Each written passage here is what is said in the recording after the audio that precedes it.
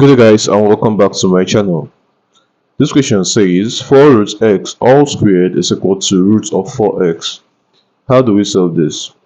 First thing to do is this square takes 4 and 4 squared is what? 16.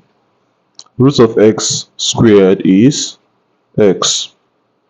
Okay, and now this now is equal to root of 4x.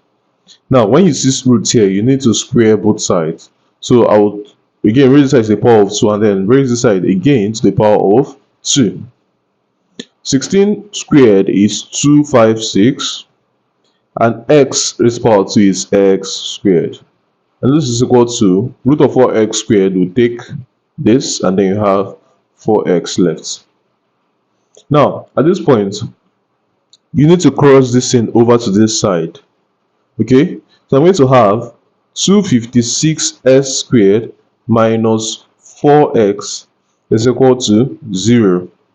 At this point, I can factor out 4x.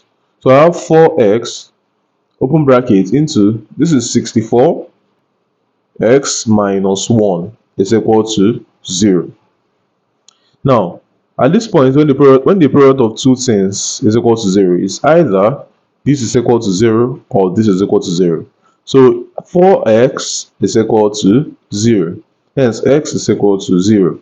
Or 64x minus 1 is equal to 0. From here, I've seen that 64x is equal to 1. Hence, what does it mean? That x will be equal to 1 over 64. Okay, so these are the two answers to this question. Thanks for watching. I'll see you guys in the next video.